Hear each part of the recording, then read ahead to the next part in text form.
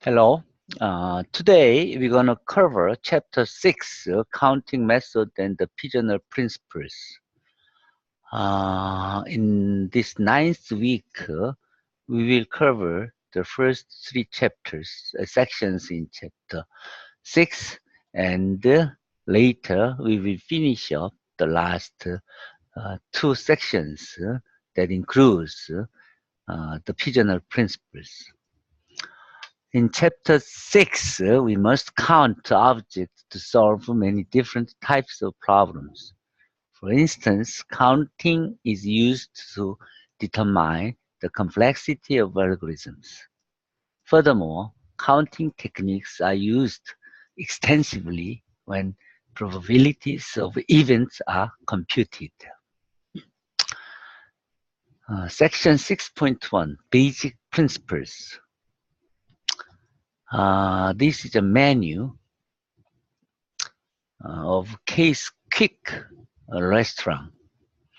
It has lunch menus that include 2 appetizers and 3 main courses and 4 beverages. Okay, here then our question is, how many choices do we have for the lunch at this restaurant?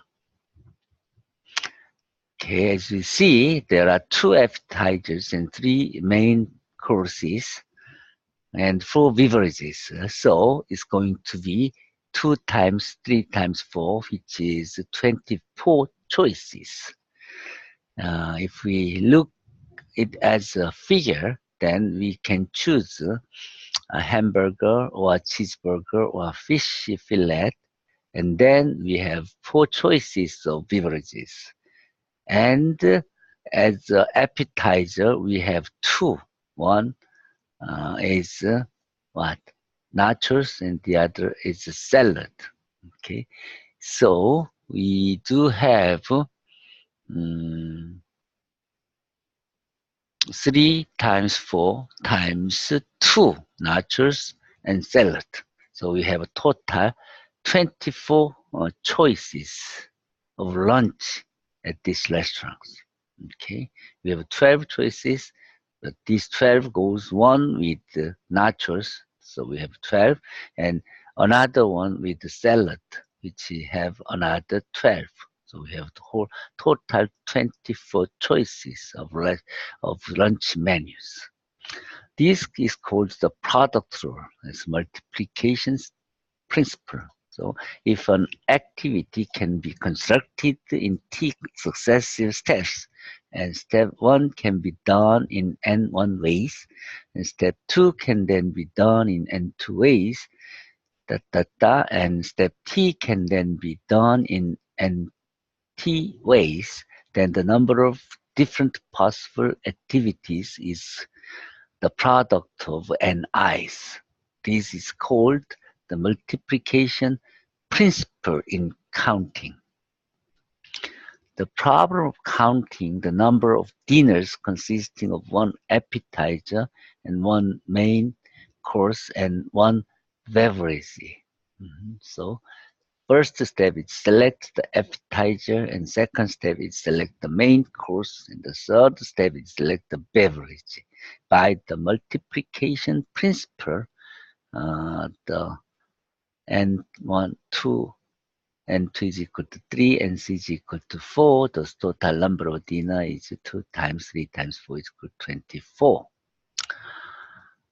Okay, here is another example, 1.1. How many dinners are available from Case Quick Lunch, consisting of 1 main course and an optional beverage? An optional beverage, okay? Which means we don't have to have the beverage if we don't want. Okay, here, this is a 1 main course and optional beverages. So we have a 2-step process. The first step is select the main course. Okay, the second step is select an optional beverage. So the main course selected N1 is equal 3 ways. We have 3 ways of choosing the main course. Then optional beverage selected could be 4 choices of beverage plus no choice, which is one option. 2. So we have 5 ways of choosing the optional beverage selection. So like we can choose tea, milk, cola, root beer, or none of them. Okay, so we have 5 choices. So N1 is equal to 3 and 2 is equal to 5. So by the multiplication principle, so 3 times 5 is equal to 15. So we have 15 dinners of the choice of dinners from Case Quick Lunch Restaurant. Okay? If we list all those 15 choices, that can be written as this. Okay. Example 1.3. How many strings of length 4 can be formed using the letters A, B, C, D, E if repetitions are not allowed? How many? So we have 4 A, B, C, D. We have strings of length 4. So we have 4 slots. We have 5 letters. So at the first spot, we have 5 choices among these 5. Next, we used 1 letter already, so we have 4 remaining letters can be chosen. So 4 choices. Then for the third one, we only have 3 left. So we can choose 1 out of 3. Then at the end, the 3 numbers were already chosen, so we have only 2 letters left. So we have 2 choices among those 2. So by the multiplication principle, the total number of strings possible of length 4 is 4 times 5 times 4 times 3 times 2, which is 120. So we have 120 choices. And second is how many strings of A begin with the letter B. Okay, so we start with B here, and we have only 3 spots left, and 4 letters are left. So we have we can choose 1 out of 4 here. Then next we have only 3 left to be chosen, and then we have only 2 letters are left to be chosen here. So 2 choices. So we have by the multiplication principle is fixed, so we have 4 times 3 times 2, which is 24 choices for the string of length 4 that begin with the letter B. Okay, so part C is how many strings of A do not begin with the letter B, which means we just subtract the possible number of the case B from all the possible ways of choosing strings of length 4. So the C means we just subtracted the all possible number of string of length 4, which is 120, minus the case B, which is the letter such with the B's, which is 24. So 96 is the answer. Okay.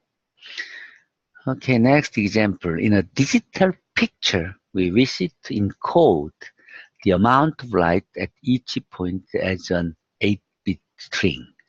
How many values are possible at one point? Here, the light can be turned on or off. So we have an 8-digit here. So lights can be turned on and off. So we have 2 choices. The next bit has the 2 choices, on and off. Same. So all 8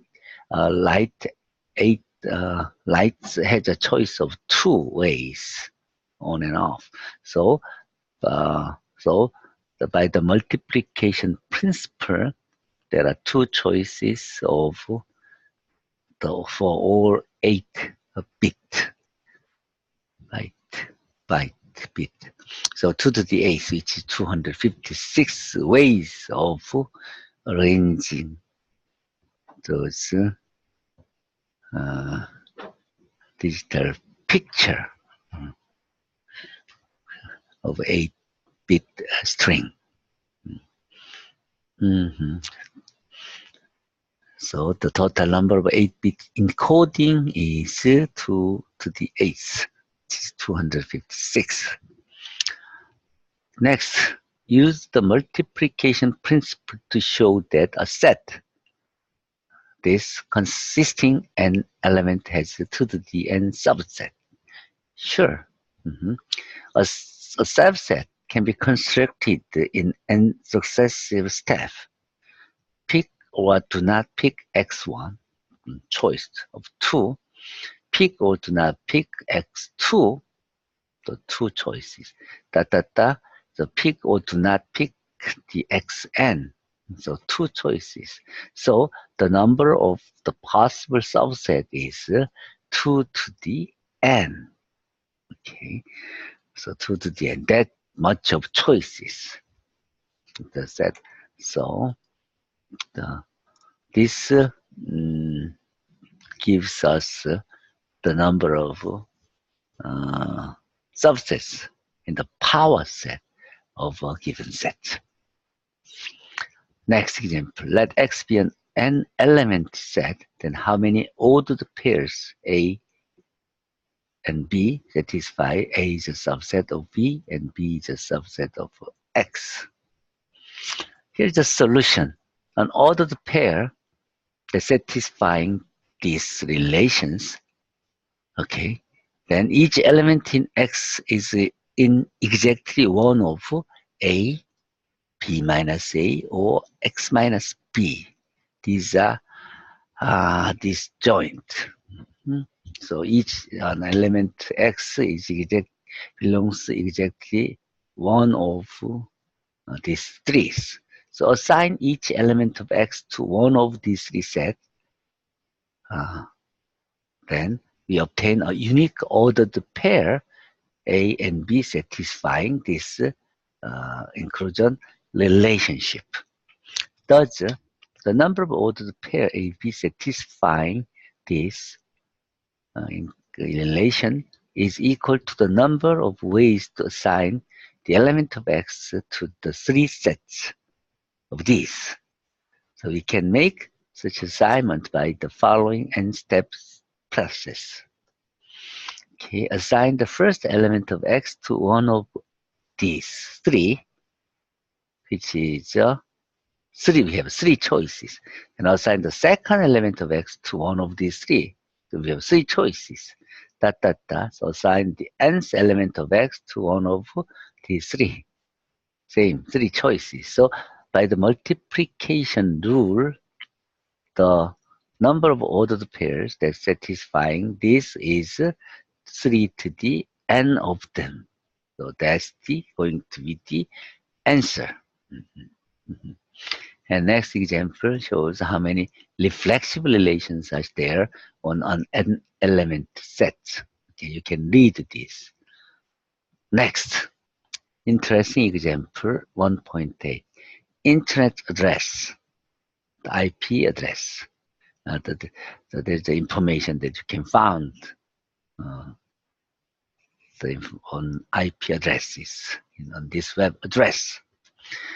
Okay, IP address has been distributed by IANA to the RIRs in blocks of approximately 16.8 million addresses each. Here, this okay, we go through here. So among those, the class A address is a bit string of length 32 the first bit is 0 to identify it is a class A address. Then the next 7 bytes called the net ID identify the network. The remaining 24 bytes called the host ID identify the computer interface. So the net ID must not consist of all ones. The host ID must not consist of all zeros or all ones. So again, as in the earlier example, we find that there are 2 to the 7 byte strings. Since 1 is not allowed as a net ID, so there are 2 to the 7 minus 1 net ID. Okay, because all ones are not allowed it. So again, arguing as in example 6.14, we find that there are 2 to the 24 byte strings, but 2 strings consisting of all zeros and all ones are not allowed it as a host ID. So there are 2 less number of host IDs from 2 to the 24th. So by the multiplication principle, there are product of 2 to the 7th minus 1 times 2 to the 24th minus 2, which is going to be 2 million.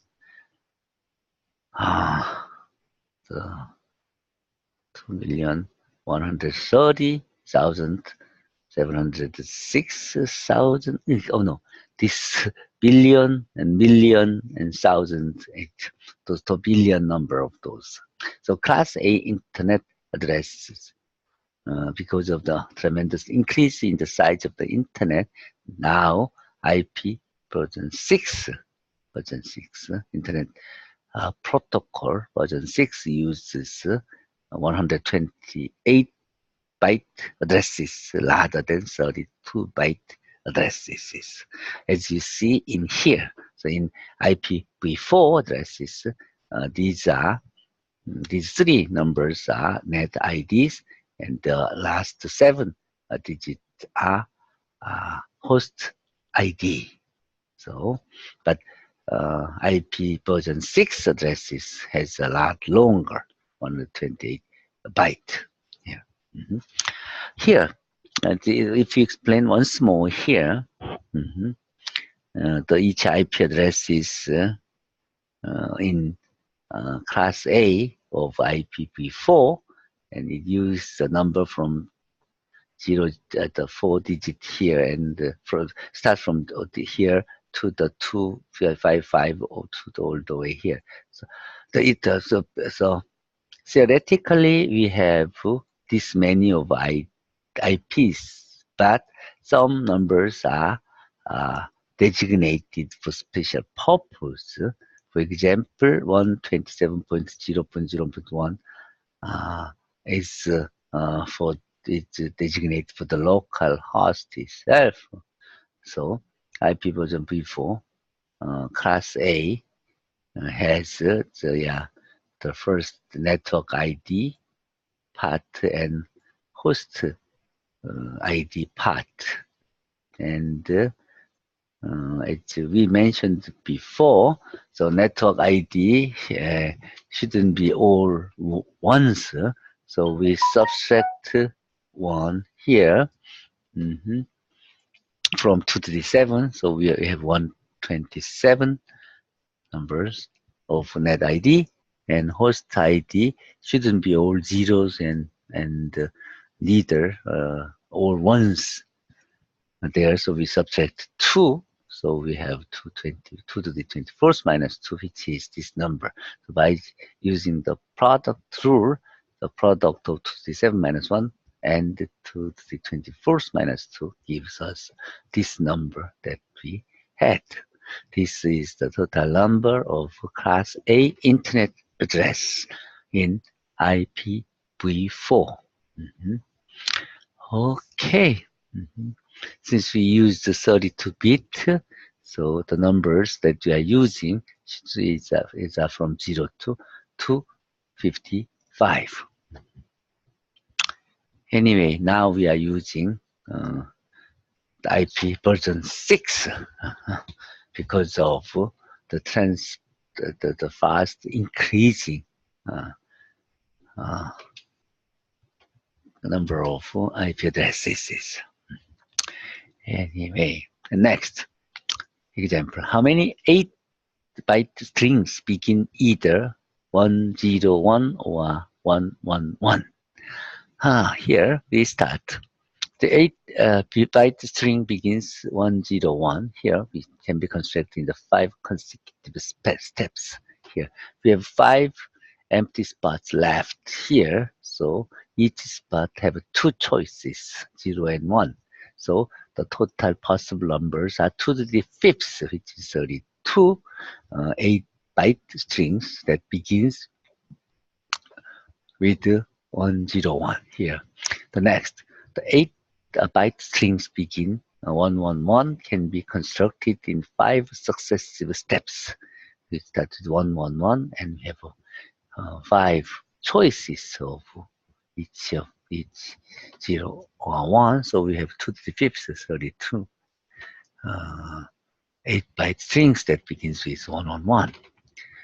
Let's see, there are 32 8-bit strings that begins with 101, and there are 32 byte strings that begin with 111. So there are 64 80-byte strings that begin with either 101 or 111. Okay, that's called. So this the story behind this telling us the addition principles. Suppose x1 and xt are sets, and that the ith set xi has ni element.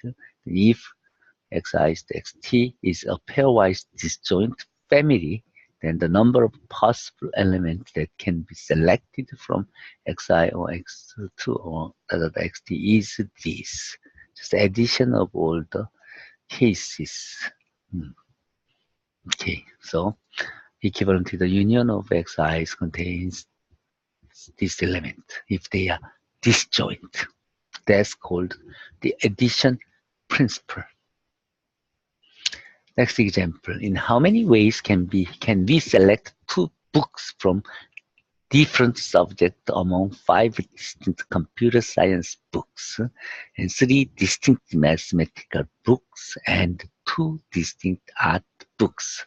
So we select 2 books from this. So we can select 2 books, one from computer science and one from mathematics. So we have 5 choices of computer science book times 3 choices of math books. And next, we can choose one computer science book and one art books. It has choice 5 and 2. So we have a product rule, multiplication rule to have 10 ways. The other one is one math book of among 3 and one art book from 2. So 3 times 2 is 6. So these are all the possible number of choices. So we add all of them. Then these sets of selections are pairwise disjoint. So you can use the addition principle. So there are 15 plus 10 plus 6, which is 31 ways of selecting 2 books from different subjects among the computer science, math, and art books. And next example, you can read it, and then we go next. Subtraction, inclusion, and exclusion for 2 sets.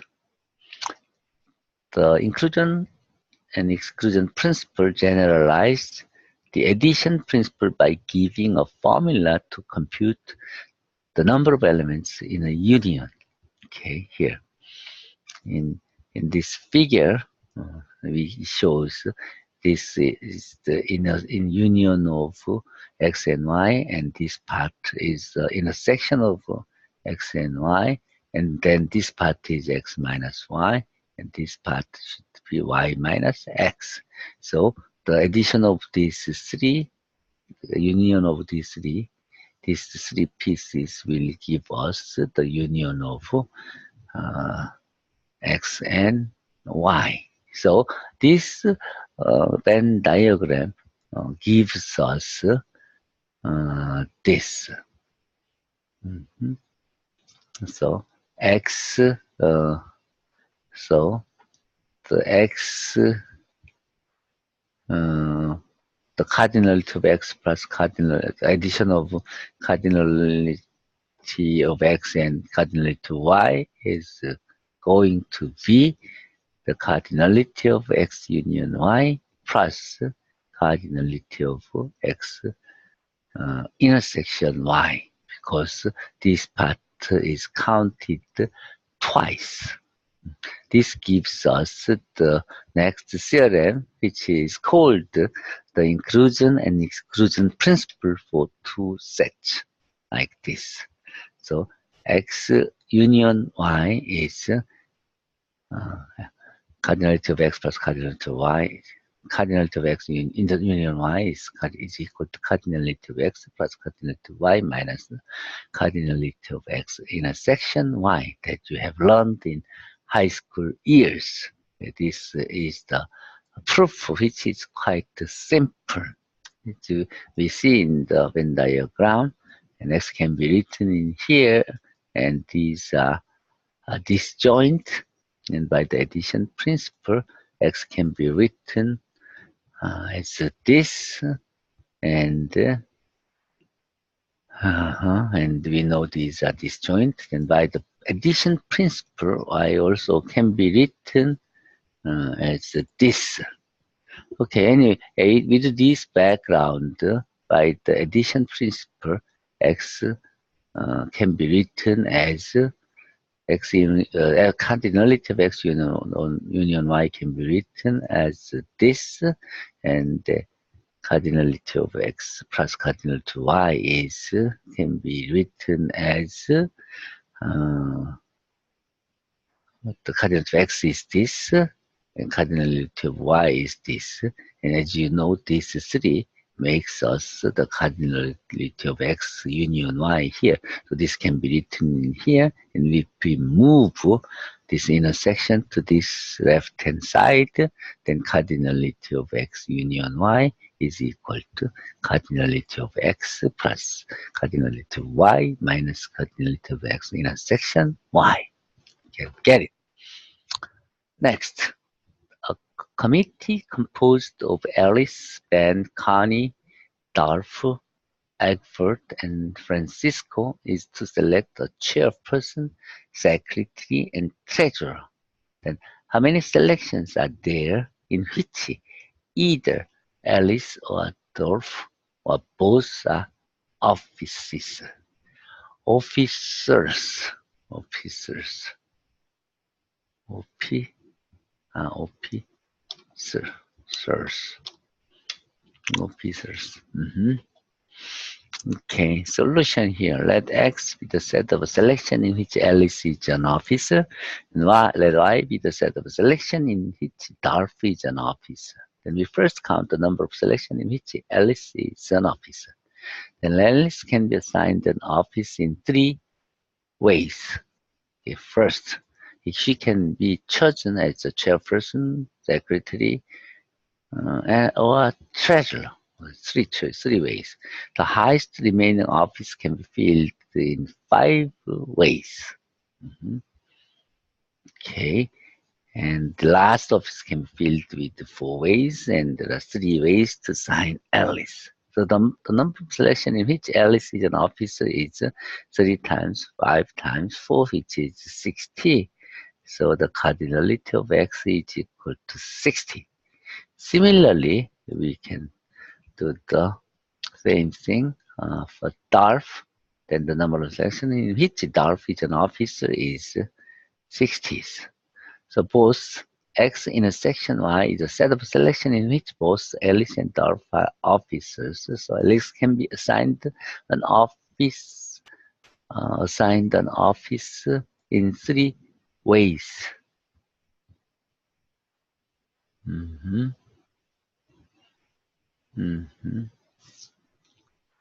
Assign an officer in 3 ways. Okay, then last office can be filled in 4 ways. The number of selection in each post, Alice staff officers is 3 times 2.4 is 24, which means this. So with those, we can count the cardinality of X union Y with these 3 informations, which gives us 96. Okay, this similar problem can be dealt in exercise from 92 to 97.